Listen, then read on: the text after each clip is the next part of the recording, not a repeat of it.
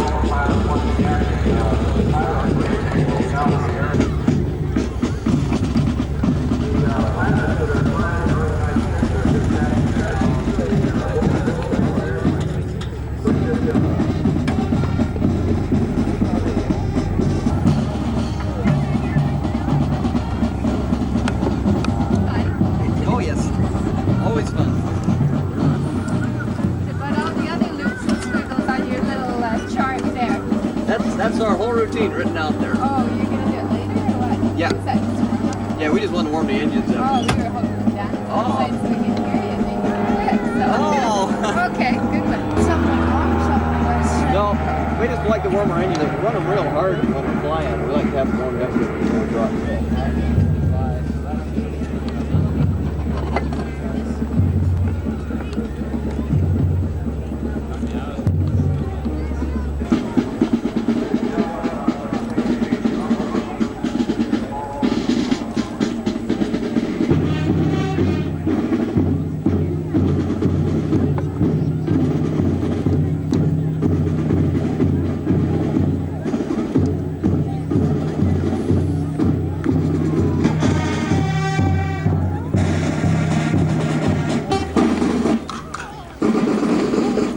kids.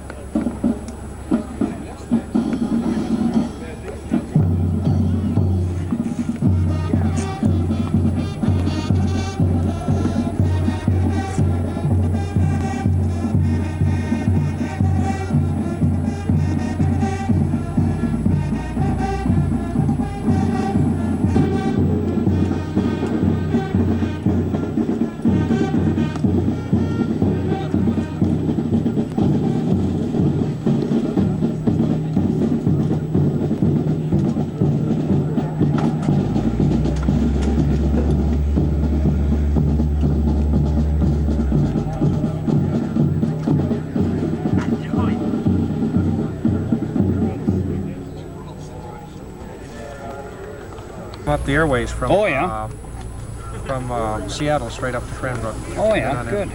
It was all right. I thought you'd be in all kinds of in there. Well, you know, we came across Cranbrook and across Skookum at 14, and we were of course above the clouds. We didn't know how thick it was. But, Yeah. it's actually pretty thin. Yeah, it looks that way. Well, you know, it's layers coming over. Sometimes thicker and sometimes thinner, but it's warming up good now. I think it's going to burn off some this afternoon, the same as yesterday, and we're going to see, you know, some tar and Q kicking around. 10 feet off the ground, you run out of feeling, huh? You should have got here yesterday. A lot better last night than Tom just found his keys just now. Yeah, well, first he went, I had off both cars. But, He followed the car, but he couldn't find his coat, he couldn't find his keys. Who knows the guy landed the car?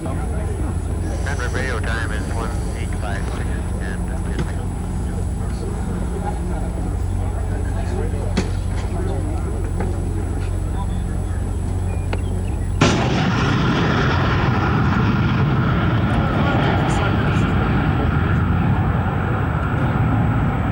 Number two's got her in nice and tight though. On the wing overlap.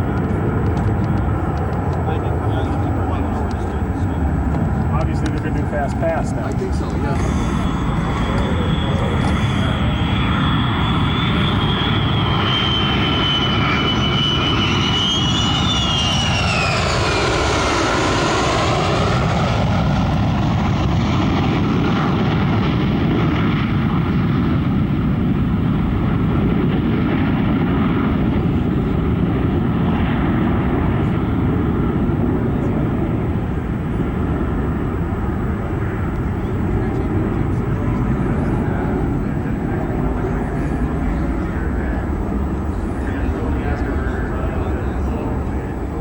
Runway 3, highway aircraft, blacklisted the red white one. The red white one belongs to the one, Cranbrook, member of our front row. But the can't people in the airplane that frequently does. You've seen them performing aerobatics over the town, practicing in the last.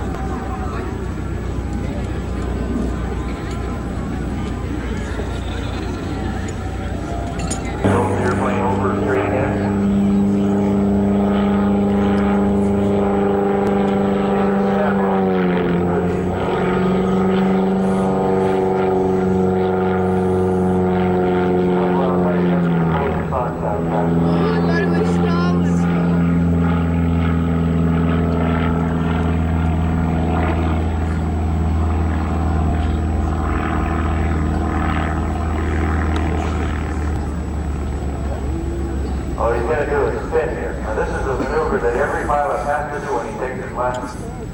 And you don't want to do it too often. I'll tell you, you sort of go up and say, I don't need to do it today. But everybody that takes their lessons has to do that, practice it, and it's to learn how to recover the aircraft once it's fallen and spin like that. So that's a pretty violent maneuver. You get a real much, you know.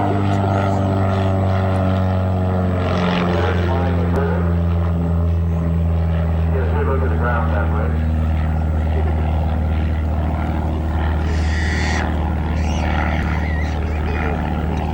Roll out.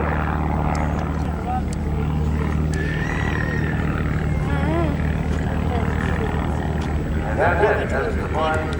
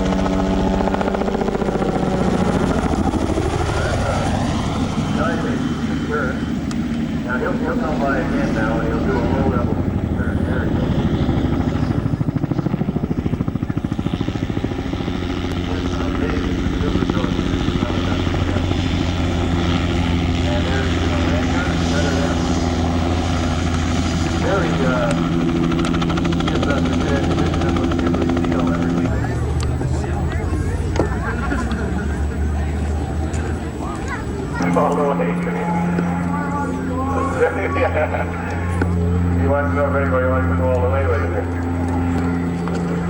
How big that snake? I wanted to land on about the same size as that. Fortunately, all these jumpers came in pretty well within about a 10-foot radius. Well, that's actually...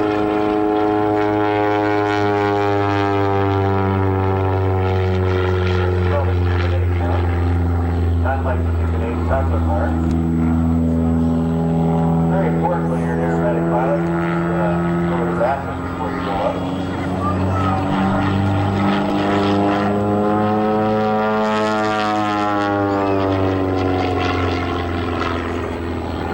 Okay, now do the same thing going this way.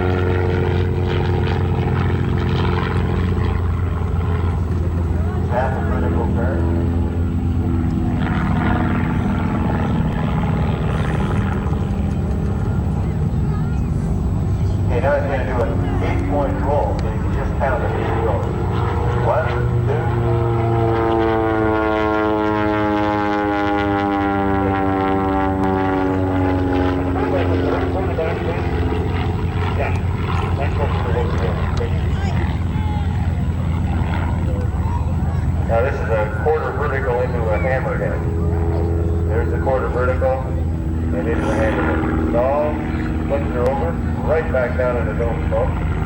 Beautiful. Rolls her up. Now this is called a knife edge pass.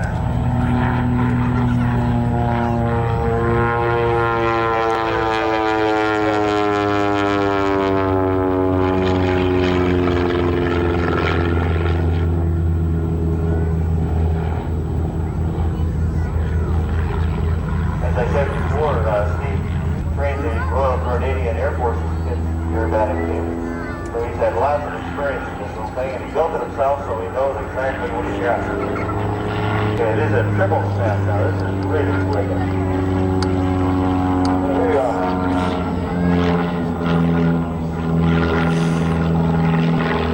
Boy, you didn't feel good before you went up. You don't feel good when you come down after you do those types of things. Okay, now we're just going to start spinning around the new landing pool. You can see the warbirds all warming up out there. You're an Air Force. You ever fly one of those? A little bit. Get down, you guys. Put her down. Fantastic. That aircraft's quite hard to land. Impossible for me. It's quite hard. You're fully what? I know you're fully something, but see if you can't go now, man.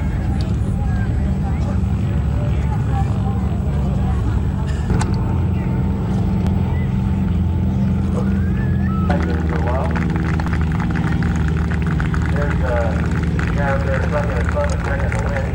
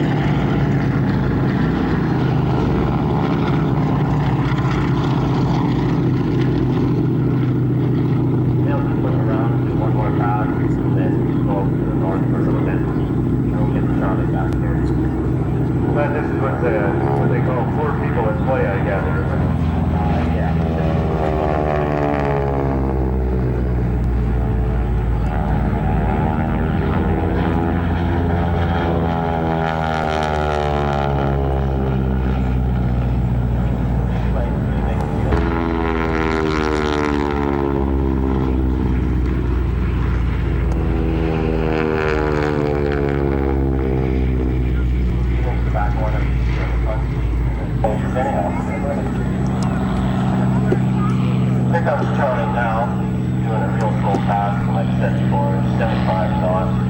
And it's very maneuverable.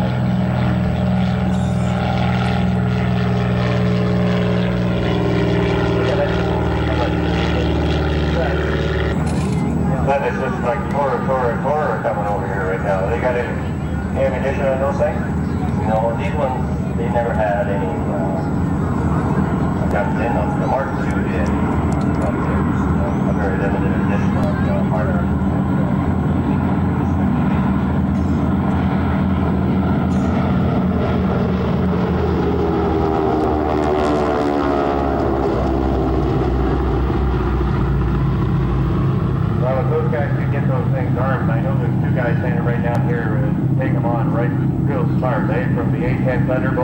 sitting there with itchy fingers all day, right?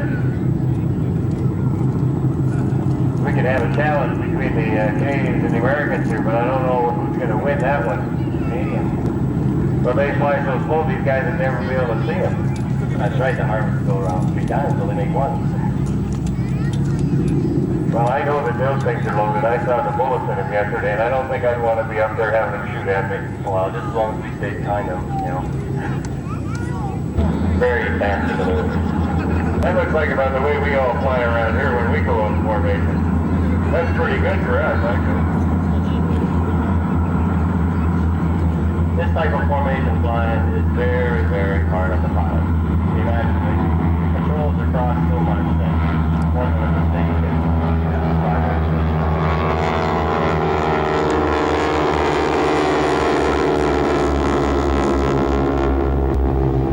Listen, I think that was pretty cool the way it's done. Those guys are still hungover from last night and they don't know how to fly a big formation. Is that right? Well, you have to have a little bit of energy, go juice to get through that kind of stuff.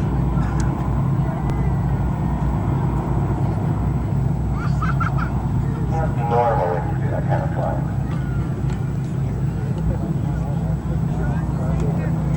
Well, just like Barry told us, if you want to join the Canadian Air Force, you go to the recruiting class.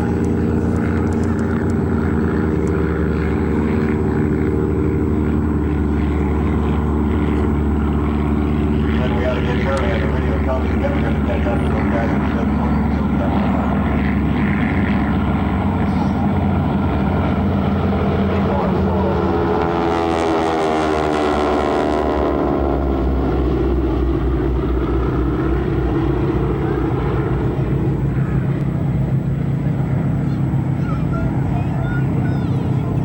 They'll be doing walk formations and they'll be landing.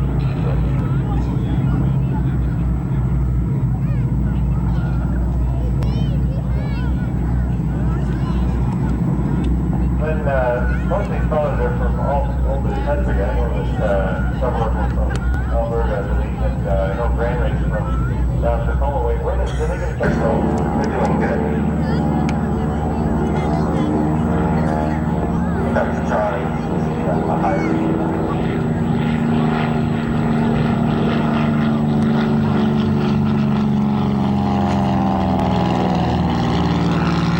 Then the fighter comes from the south. He's going to be looking out here.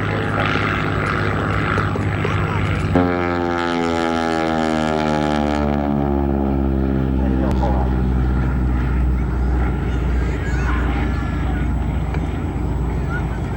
There we go.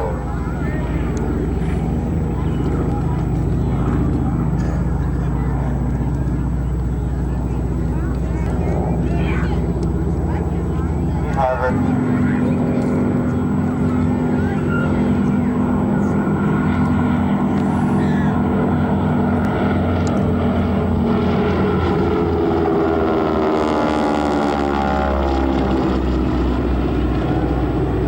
Besides the Harvard and the Mentor Western Warmer, we have 88 airplanes in all. There's 38 Harvard, 7 C-51 Mustang, 14 Chipmunks.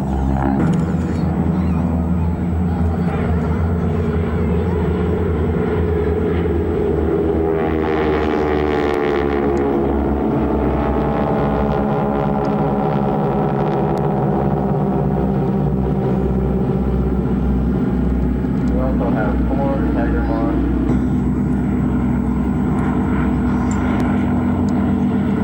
Bud Grammy and Roy Orbison. But,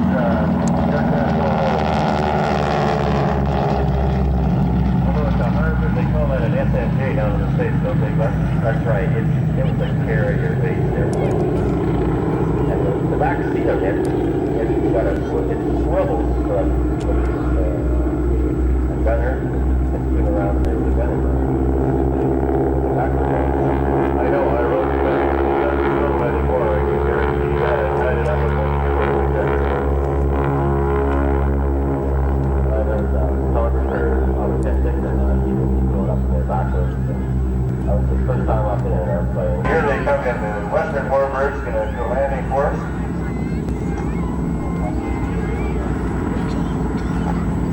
Dennis Hoskins and Bob Wilkinson first.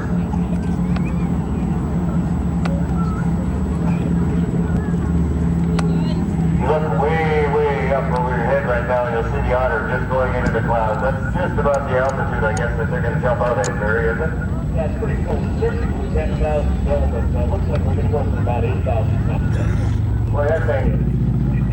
I'm scared of heights. A lot of the guys in the sea were scared of heights. But when you get up there in the aircraft, there's no feeling of height at all. There is a jump door or a parachute in your bag, and you want to jump, but you're scared of heights or not. It does not bother you because there's no sensation of falling at all when you get out either. Well, if you close your eyes, I guess that you don't know where you are.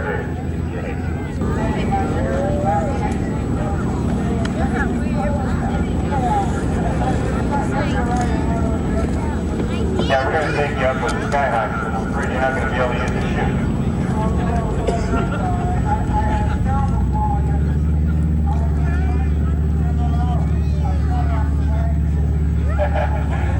I think you're back on it again now, though, eh? Still, I heard earlier that this gentleman donated his body to science. This needs to be preserved until he dies. Is that right, eh?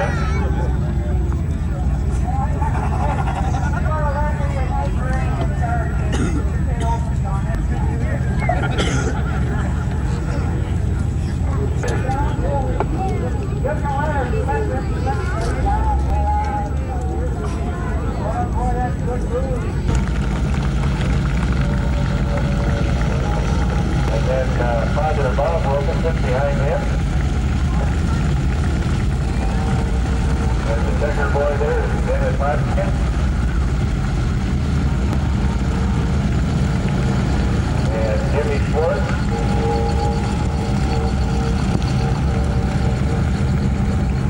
And last but not least, Easy Money, Charlie Money, and his T-34 Benson. I like that one, Glenn. I would might have one of those mentors. Doors is got painted. I'm on all nights right now. I'm going to 7 to midnight in about a week or two. Okay, well, thanks a lot, Glenn. I appreciate you coming up here and filling us in. I expect to get a ride out of you later. Okay, the jumpers are ready. Eyes on, here they come. Two are out now. And the barber pole spin on. Now they'll track towards each other, flying their bodies just like birds. They'll join arms and spin around, producing a barber pole effect with the smoke trailing from their ankles. A very difficult maneuver. You can see them coming in together now. Trying to make contact with each other. They'll lock arms, 20 seconds from 7,000 feet. Normally from 10,000 feet they would free fall about 45 seconds. Depending on the weight of the man, the heavier you are, the faster you fall. We have one jumper will be coming out on the last pass. Latest man on our team at 124 pounds. He can free fall for about 54 seconds. That's the longest. He's always the last man in too because of his weight. Now they're having some fun up there as you watch them fly around. It's basically just like a flying ring, as I mentioned before. Steering the brake lines on either side, and they just kind of fly around, check the winds. One man will do some rapid little circles. That's called bleeding off. That gets him down just a little bit quicker than the other, so that he can land first. Hopefully they'll land right about where that smoke grenade is right now.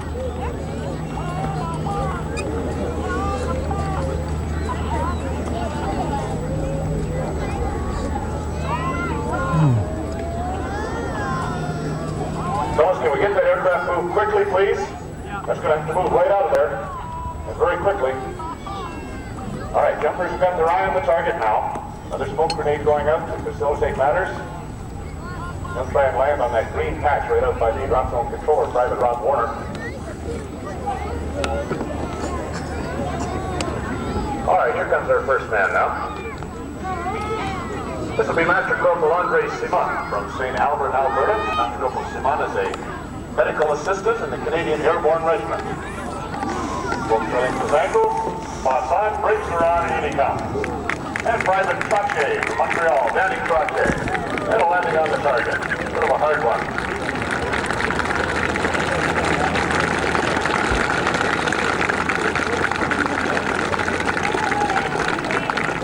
As I explained to you earlier, ladies and gentlemen, when the ground winds are virtually nil as they are now, you can tell by the windsock, it makes it very, very difficult to land. And I think the two lads, Master Corporal Simon and Private Trottier, did a good job getting in on target there.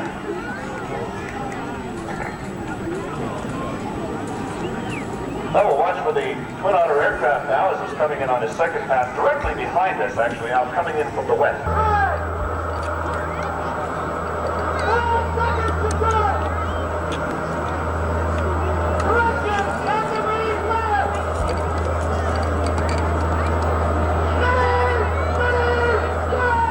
Well, in fact, as you probably gather, that's what did take place up in the aircraft. They're now tracking towards each other to complete the bottom half of the diamond. You can see how fast they're moving, but as I said before, there's no sensation of falling when you're up there, according to these jumpers. Diamond track is completed, one chute open, and the other open as well. Very nice. Red smoke trailing from their angles, the same as the smoke you'll see out here in the drop zone. Give you a better view of them, because if they were falling out of 10,000 feet above the smoke, it would be very difficult to pick them out.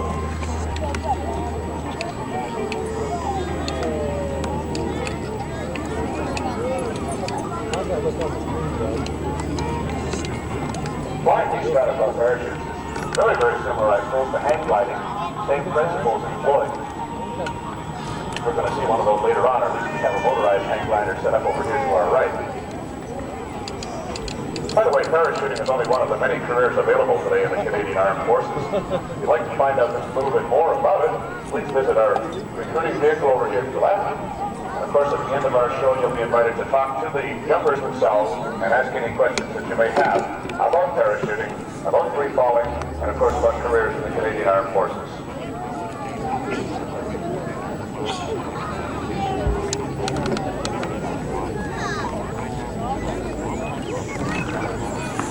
Talking about weather before, the jumpers cannot jump if the winds are over 18 miles per hour or 15 knots. Ideally, 10 knots is the ideal wind speed for landings particularly. 3,500 feet is the minimum ceiling that we can jump from. Well, the first man coming in is our team leader in his first year as a Skyhawk from Montreal, Quebec. Now team leader at the Canadian Airborne Center in Edmonton. This is Captain Mike Blanchet from Montreal. Brakes are on and down. And coming in now, a field engineer from Toronto, Ontario, Purple Red Carroll. What we affectionately call a three-point landing.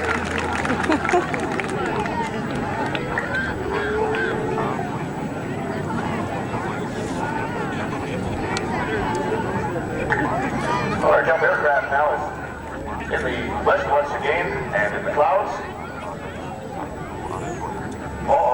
There's our friend out there helping out one of the jumpers. That'll make him feel a little better, I think. Yeah. Boy, I hope he doesn't get near those aircraft. I don't know what this guy's going to do next.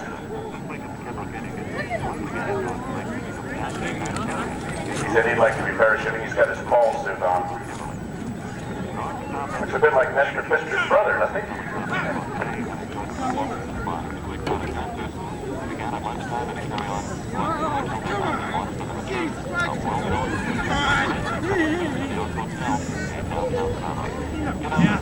You got him again, Jerry.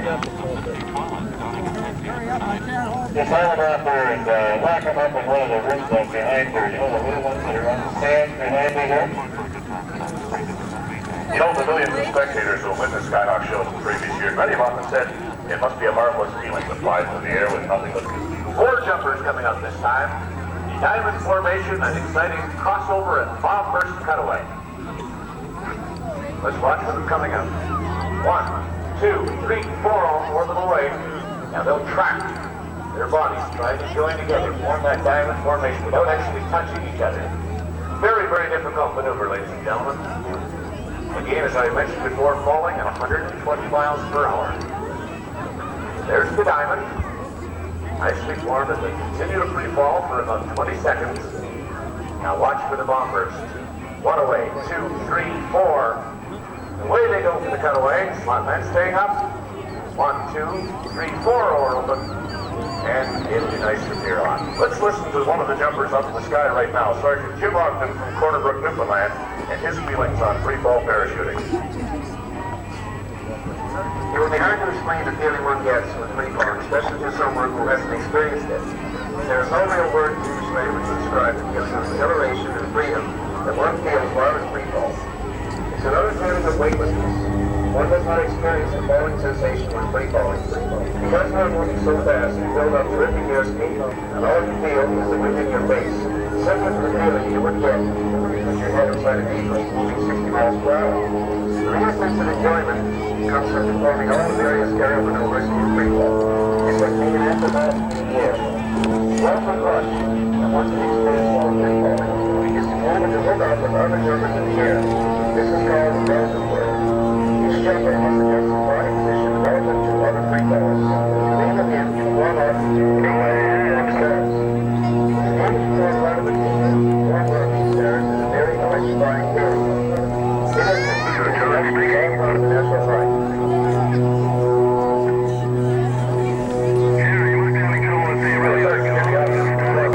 As I mentioned earlier, he's the lightest man on the team at 124 pounds. He should be the last down in the task. All three of the gumpers leading off.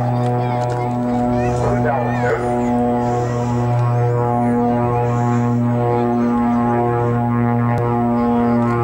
Looks like they're having some fun up there, doesn't it? Well, they certainly are. They really enjoy it. Even on days off, these life actually go out and practice and stepping it as they possibly can.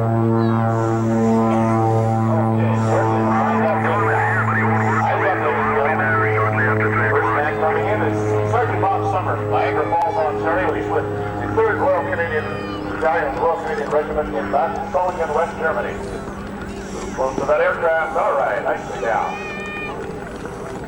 Second man in now. From McLennan, Alberta, Sergeant Jack Curry, our acting team trainer. He's a field engineer at CFD South Carson, Quebec. 600 jumps to his credit. Our team rigger now, Corporal Colin Beatty, Oakville, Ontario. On the taxiway. Last but not least, as I mentioned with the Canadian flag, Newfoundland Sergeant Jimmy Ogden at 124 pounds, standing up, very nice, and a little run.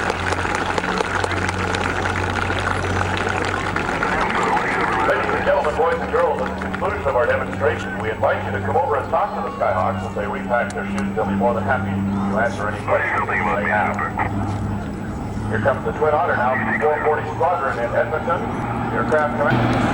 Right at it.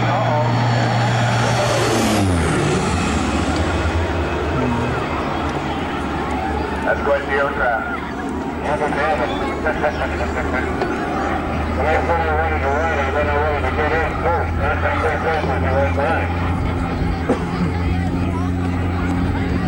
Oh, it's an amazing piece of equipment. The ideal jumper, that's quite a trip. We're on the road for 6 months. We'll do 104 shows going right through the month of October. Ladies and gentlemen, boys and girls, on behalf of the Canadian Forces, I would like to present to you the Canadian Forces Parachute Team, the Skyhawks.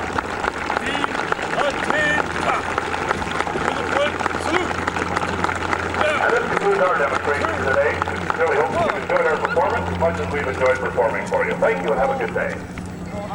Thanks, very well. So one thing I've noticed, probably a prerequisite for this is you got to have a pretty strong rear end to handle all those landings. They do 100 and some shows a year. They got any pillows in there or anything? No, I think Sergeant Perry carries a pillow in there, but no, it was very difficult today, again, as I said, because of those ground winds. Normally we get ground winds about 10, and you'll see all of them standing up. Because there was no wind today at all, I think they did very well coming in and landing on target. They did, indeed. I don't know, maybe I should be talking to jumping out of one of those planes someday. That's, there you go, he's backing it up now. That's a slow landing. And then he backs it up, finds a parking spot, and drives it in. Actually, he's just showing off out there, isn't he, Warren? Very good for me. I'm going to show off good to me. I do that all the time. Yeah, I know, except you never back up like that. I haven't figured out where the reverse is on that yet. Well, the last time, the other day, I was flying with you over to take five. We get to about half and pick back up to get in there. Now, this is a stall takeoff. It's short field takeoff, full power. The engines are internally everything up the hill for about 50 feet.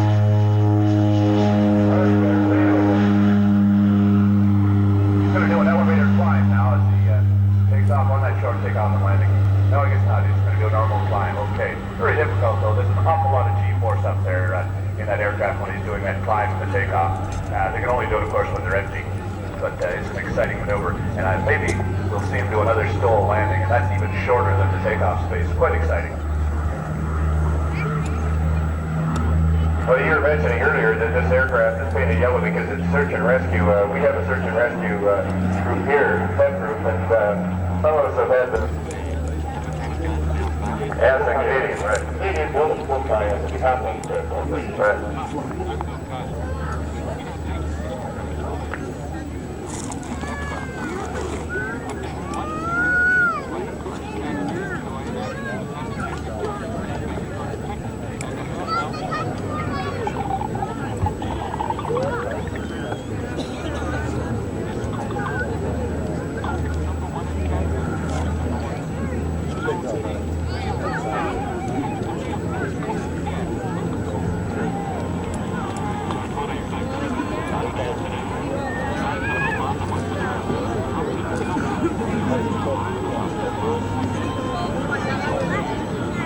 Okay, this looks like they're going to try that STOL landing on us here.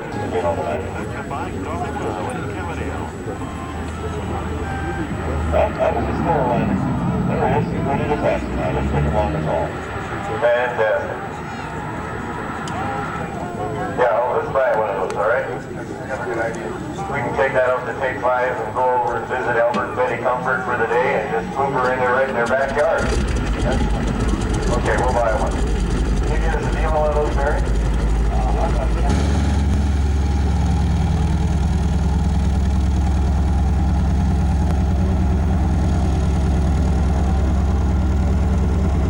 Okay, you see him hand propping the two pisses now. This is Steve 3000 here today.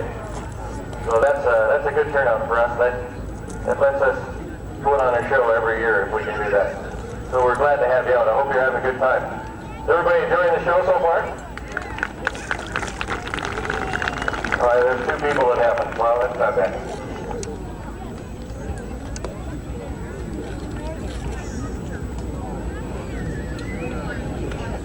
Where's that character? Herb, you've seen that drunk hanging around out there? I think I got rid of him for good. You got rid of him. I took his bottle off and drank it. Now I'm drunk. No, you're drunk. You drank it, eh?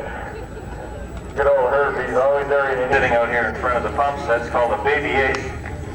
That's a home-built aircraft built by one of our local pilots, Bob Pierce. He and Herb are good flying buddies. Herb Clapham, you all know from the Bank of Montreal. He's the fellow that lends us the money to put on the air show and buy our airplanes and take everybody out and have a good time last night. Did you have a good time last night, Barry? I certainly did. We're staying down in Cranbrook Inn, and it's a beautiful hotel, and we really enjoyed it there. Have you got a chance to get up the mountain yet? You see the ski area there? Well, you're probably getting signatures in the ground anyway. It's pretty high up there. Okay, here they go, the Northern Lights. Steve Wolf and Steve Sober. These are two kids, big special biplanes. Keep it down, he says. Okay. Okay, here they go.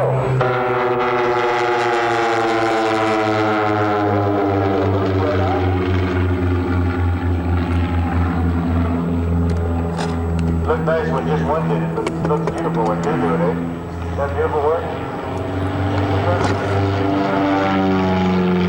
Well, I went up yesterday and took more of my breath away when I did that, I'll tell you. Okay, now they're going to do a dual hammer hit. Now you got to make sure that you turn the right way when you do this thing.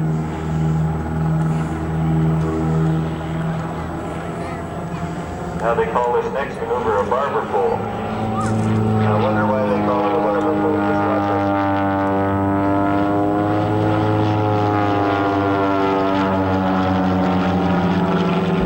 Toss her over. See how they'll go up into a half Cuban turn, they call it.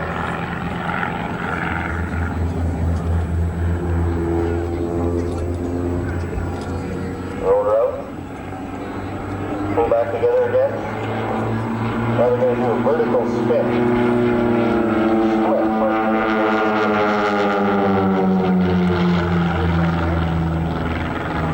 Split apart. Start looking for each other again. Make sure they know where each other are, because if they don't, we're going to have a line. We're going to pull in Cuban H, we call that. Very good.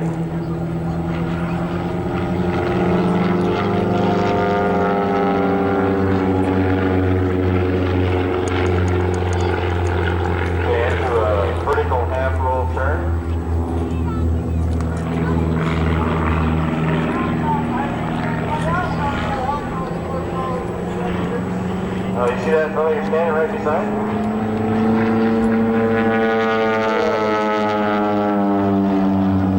Okay, that was called a knife edge cross.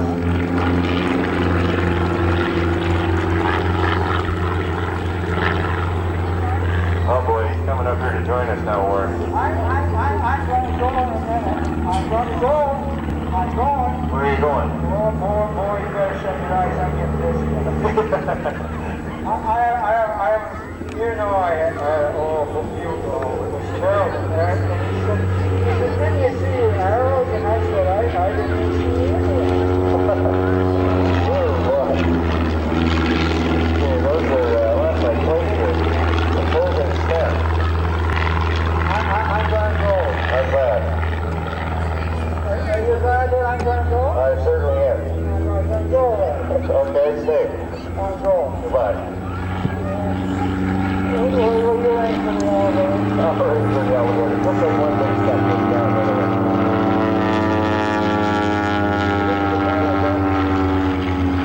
I'm going to try. Jesus, boy, I'm going to do it. Well, you better not touch an airplane around here, because you know what they do to you for drunk driving on the road. Let me see what they do to you when you're drunk flying.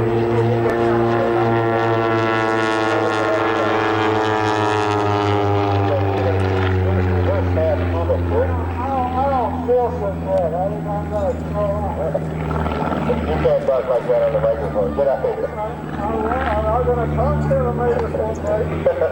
Get this guy out of here. Danny, get him down.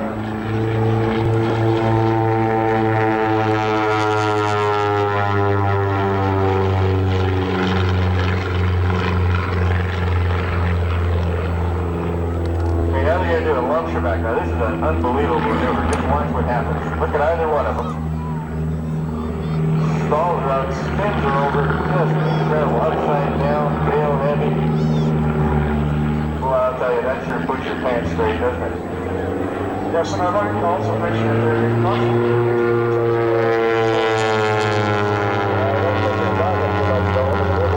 I don't think they can open their mouth.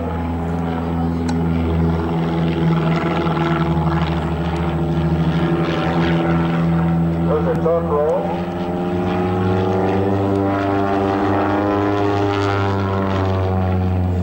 Now they're going to go up.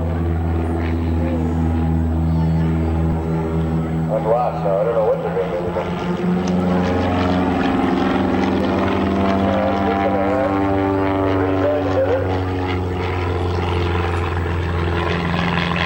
Come by and do a barrel roll.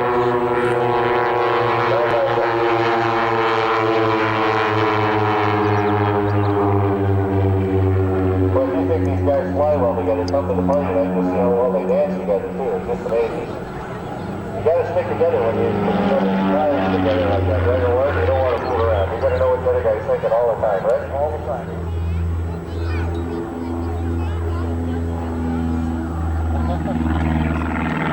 Close line. No. Those are hammerheads. And I think one guy made a mistake. He went right at the other one. No, that was supposed to be across the country. Oh, is that right? Is that what it says here? Okay.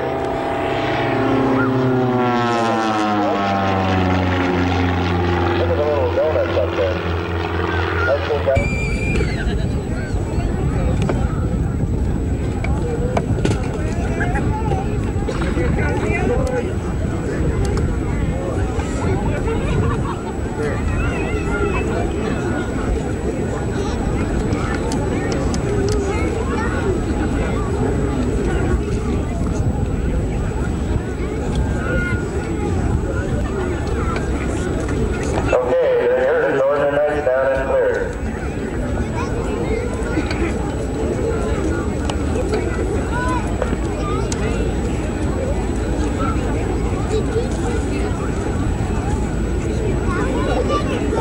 There's somebody's balloon floating away, so we've now got a balloon act in the show too, right?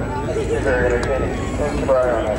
We'll get the guys to go with those A-10s and shoot it down for us, right? Think they can handle that? I don't know. He told me that when they go out target practicing, they got, I think he said about a 9-foot target that they shoot at from, I forget, a mile back or something. And they get 70 rounds going out per second And they said if you put your money on it, you get 80 bucks. Oh, I don't blame them. Maybe you were watching the hockey on the way. No, I wouldn't doubt it there. Big hand for the Northern Knights, Steve Wolf and Steve Silver from Annual Idaho. These are two of the friendliest guys you'll ever meet, too, so if you want to go over and talk to them when they come down, they'll tell you all about airplanes, because that's the only thing they want to talk about. Every time I see them, they don't want to talk about anything but airplanes. We're going to have to get the boys in blue after them here pretty quick, I'm afraid.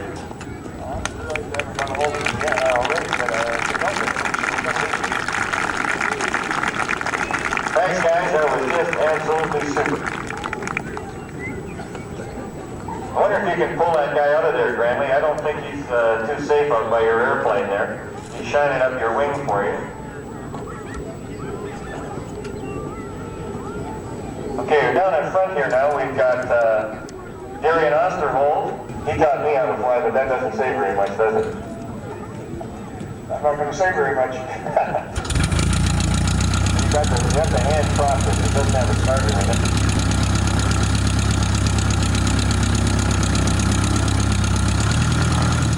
It's a home-built aircraft with a 65 horsepower engine in it.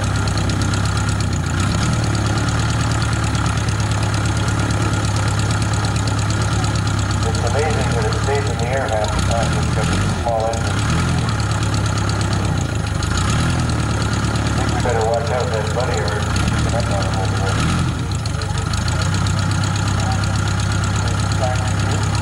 I don't know, he's had lots of drink with that. I never know he'd try any of it. Yeah, I don't know what he's doing. Darian's going to get out. Got the handbrake set. So there's something wrong here. Shaking his head. What's wrong? The mag's not working right. Uh-oh. What's going on here? Darian, look out. That guy's hitting your airplane.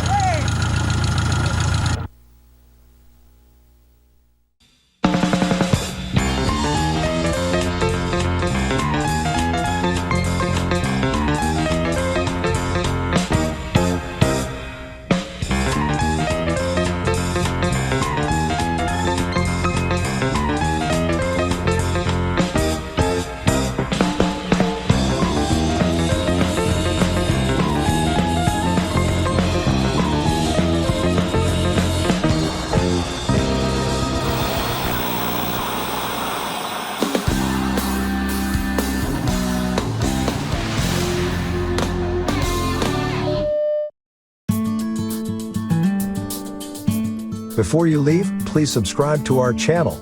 It will not only help you stay up to date with our videos, it will also be a nice way to show your support for the volunteers who make this project possible. Thanks for watching, and please tune in again.